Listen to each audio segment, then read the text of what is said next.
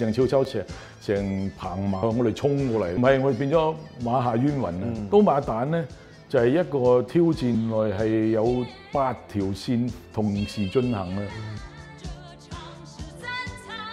以前嗰個午夜場文化啦，嗰陣時話你都係咪都接觸好多要即刻做完午夜場，或者做完優先場你即刻要翻嚟？話呢度唔係好得喎，喂剪咗佢啦，或者剪薄長啲啊咁樣睇。所以我就話其實咁樣趕法上午夜場咧，又係有好多遺憾喺度嘅。咁啊，突然間去到嗰度，咦？點解唔笑嘅？長咗唔係幾得喎。咁啊，將嗰啲戲院啲 copy 咧，全部運翻嚟，就係剪咗嗰段去啦。咁哇！如果嗰段好受歡迎咯，不如加多2鏡頭嚟，即刻補拍。喺天台低炒向天，因為連唔到啲外景啊嘛。咁啊，係天台補拍古裝咁樣嘅策略啊。咁甚至乎有啲時候咧係冇時間運啲 copy 翻嚟，因為聽班都要繼續上場。咁啊日頭咧朝頭早咁啊衝鋒陷陣去戲院個機房剪嗰段去㗎，係咁樣啊，係咁瘋狂嘅。都即係打過好多大小小呢種仗咯。咁就係鍛鍊到隨機應變嗰個感覺。有冇啲真係突然間好似跳真係好緊要，但係都用啲tricks 咁樣即係整到好似好順暢咁，真係係咪有啲？我諗就少啲機會剪到，因為一救翻嗰陣時咧，要補救嗰陣時，通常都係亡羊補牢救翻好啲，通常都唔會太大機會剪到支離破碎嘅。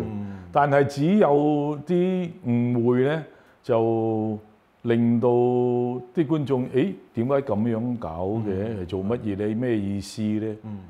我就記得有一次咧，就係阿王家衛導演，阿家衛去嗰部《重慶森林》喺金星戲院做午夜場，咁樣咧就去到一個，你知就係嗰啲卷數係第1、第2、第3、第4咁樣，去分咗2個放映機啊嘛。咁啊到呢部一跳過去，或者有時係將嗰啲1、2啊2個駁埋一卷嚟放啊嘛。咁因為我唔記得咗係第幾本放到2/3之間咧。咁咧因為好快冇得檢查嗰個午夜場嗰個機房咧，佢將2本片一駁埋嗰個位置咧，駁錯咗。因為菲林咧係你都知道，一個菲林係有4個片窿啊嘛。咁我一駁咧就駁錯咗，切少咗2個窿，就變咗係啱啱一半。你明白啊？咁啊變咗個畫面咧，一駁到下面嗰個咧就跳咗上去。咁因為當一個鏡頭咧係上半1/2咧係你個頭咧，就下半橛1/2咧係你個身咧，就調轉咗啦，變咗。你可能要試一試先知道我講緊乜嘢。咁總言之咧，去到嗰度，啲觀眾睇下，點解呢個鏡頭咁得意嘅？會一半上一半下嘅，個頭喺下邊嘅。梗係導演嘅手法嚟。因為王家衛啊，王家衛好先鋒啊，好前衛啊嘛。呢個鏡頭有咩意思咧？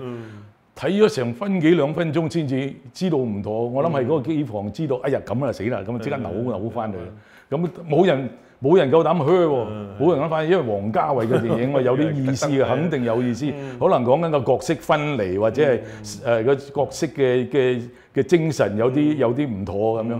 咦咁樣嘅咁樣，嗰個就係咁樣啦。午夜場係一個係刑場嚟，我覺得。咁啊好多導演，包括好似林嶺東啊，過咗身啊林嶺東。佢直情係畫到2個凳拼變形咁滯嘅，唔係畫凳拼，畫到佢老婆隻手變形啊！直情畫下凳拼係好緊張，飆晒汗嘅。咁即係一個判決嚟，一個裁決嚟嘅。你得唔得？哇！得就橫笑到。同埋咧有好多得嘅，即係成功嘅片咧，喺午夜場其實冇乜反應嘅。倩女幽魂咧，午夜場冇乜反應，驚啊！睇完之後，哇冇乜反應，點解冇人笑啊？其實就係倩女幽魂係一個好凄怨嘅人鬼戀，就笑位唔係好多，當然都有笑，但係笑位覺得唔頻密啊，咁就好驚啊！咁啊當然係一個經典嚟嘅，倩女幽魂係變咗嚇。咁啊，喋血雙雄都係㗎。咁啊，喋血雙雄唔使講添啊，喋血雙雄根本冇 gag 嘅，冇笑料嘅，係一個講殺手同警察嘅古仔。咁有好多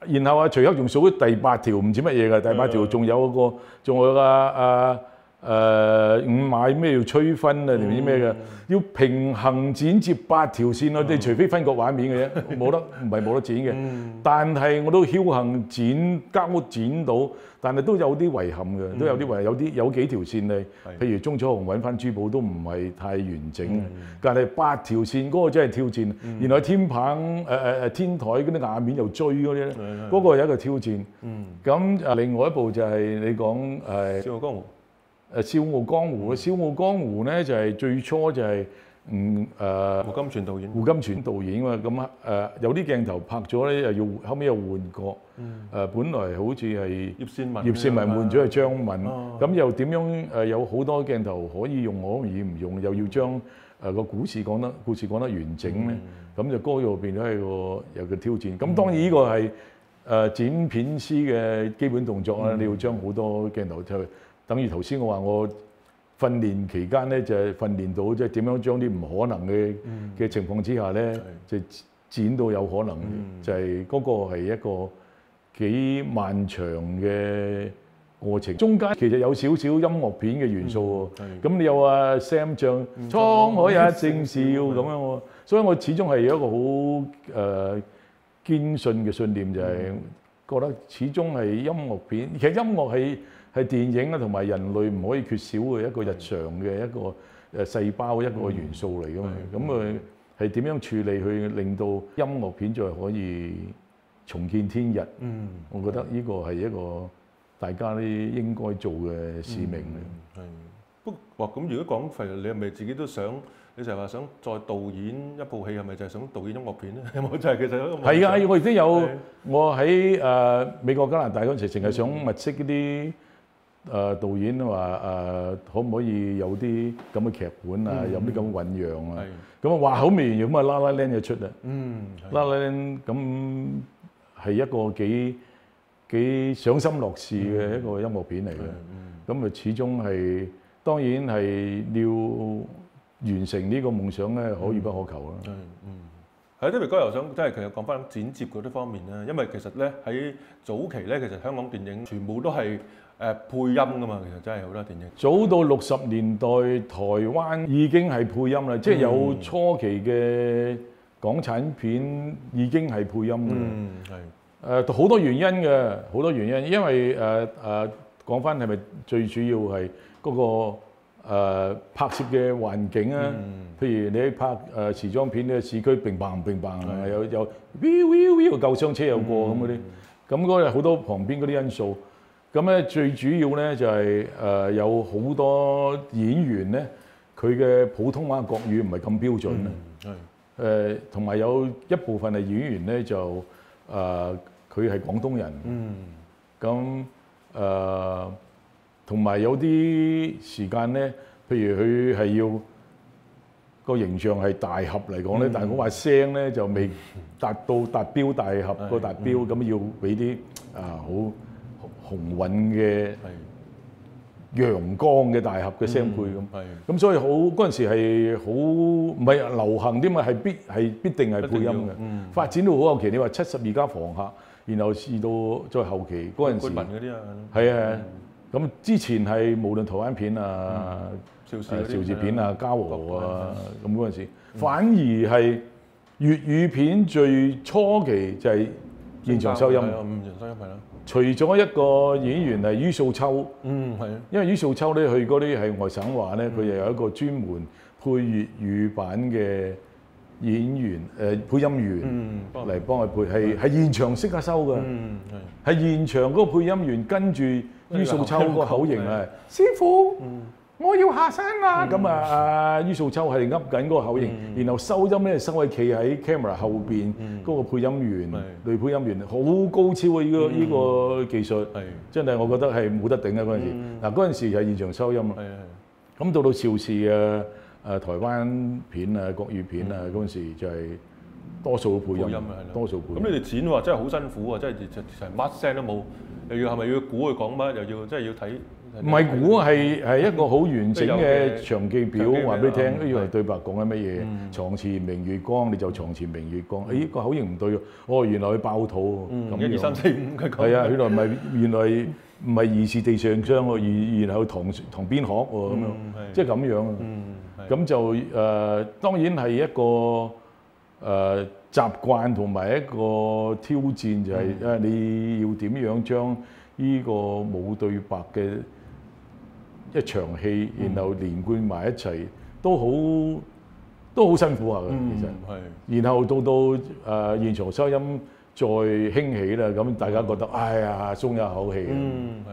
即係因為係咯，一去到80年代尾、90年代初就開始就現場收音就反而就你哋仲舒服啲係咪？反而你剪接對你哋剪接就剪接係比較上係會舒服啲，因為你知道啲情緒去到邊度要點樣接，然後最主要一樣你見到嗰個演員佢最真實嗰個語氣同埋佢嘅演繹係點樣。咁呢個從差唔多嗰個年代會有好多啲時裝片啦，包括阿陳嘉上啊、鄭丹瑞嗰啲小男人、周記啊嗰啲，因為嗰啲如果你配配對白咧、配音咧，你失真好多嘅。因為同埋咧有個弊處就係配對白咧，你會偶然或者間中或者非常習慣聽到，點解又係佢把聲咧？又係佢啊嘛！又係佢啊！佢做緊另外嗰個，佢做緊個警察喎。呢度又點解做緊個殺手啊？又係佢把聲。明明成龍啦，有啲又俾咗張學友咁。係啊，係啊，會係咁樣啊。因為80年代嗰陣時咧，就真係多數都配音啦。因為我聽過阿周國忠先生即係剪接咧，即係佢話嗰陣時再生人嗰陣時初81年啊，又係真係聲哨嘅，即係現場收音，佢都話好驚剪斷嗰個聲帶啊！即係因為嗰陣時係咪好煩？其實就唔難㗎。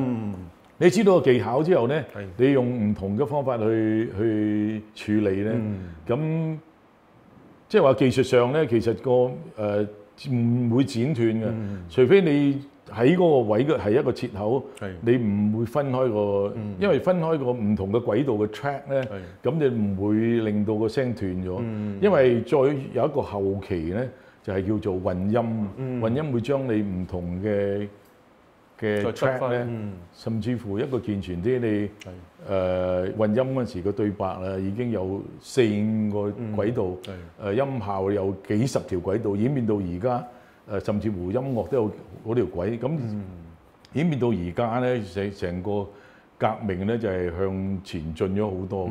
以前我記得喺邵氏嗰段時間咧，就係60年代、70年代咧，你混音一部戲咧，你只有3個 track 嘅啫。對白、音效即係開槍啊、騎馬，同埋腳步聲啊、風聲啊，咁然後到啲音樂係得3個 track 嘅啫，3個 track、3個 back，俾仲要個混音師係2隻手冇3個 track 嘅喎，咁樣喎，咁樣去喎。咁我記得有嗰陣時邵氏公司同華納公司有合作合拍片啊，咁嗰個同埋個收音師咧走入去個中運嗰個棚睇混音，當時混緊套武俠片，佢話：你哋喺度做乜嘢啊？係咪喺度預運啊？預先運定嗰啲？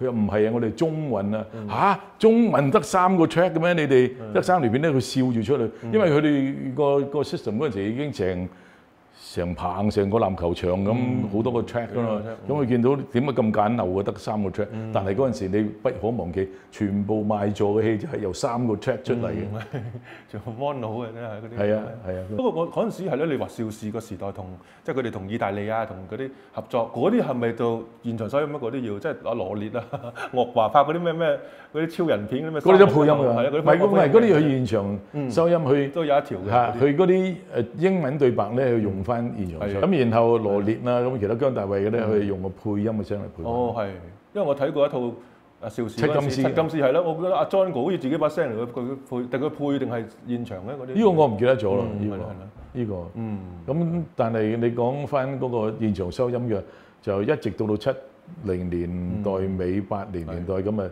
慢慢靠邊站。係啦，因為我係咯，80年代都有幾位導演都想現場收音，但係就即係唔係一個氣候啊嘛？嗰陣時真係，即係好似靚妹仔啊，或者係你嗰度中日南北和都係嘅。其實你哋係咪好高？唔係嗰陣時好多導演已經係要求，已經係想嚮往就係佢哋因為覺得始終配音嚟講咧係一種比較上係唔完美嘅嘢，因為你要譬如張學友你要聽張學友嘅聲個聲調，劉德華你要聽，特別是發仔，因為每一個演員佢有佢自己嗰個腔調同埋風格㗎嘛。你如果唔係成日聽住嗰個邊個又係佢，嗰個又係佢，咁好多導演你要求一有機會一嚟嗰陣時咧，咁咪將個革命一向前推啊，變咗係個現場收音嘅氣候翻嚟咯。當然而家又去翻一個境界咧，就係好多時間咧就配音啊，要一個演員去，譬如個效果出嚟唔係幾好，又要 revoice 即係重新配過佢咯。但係主流都係而家係你如果係睇到一部戲係如果唔係現場收音，我都覺得會有少少點解會睇得唔舒服咁樣。咁但係我自己咧，我就幾懷念用菲林剪嗰個年代。去咗美國或者係荷里活嗰個生涯係咪？即係咪血淚史嚟啊嗰個？即係我想問一問你，你今日打算拍幾多個鏡頭咁咧？咁35個鏡頭，我計劃咗啦。你可以見到有啲嗰啲外國人咧，個額頭已經係睇住你點死咁樣啊！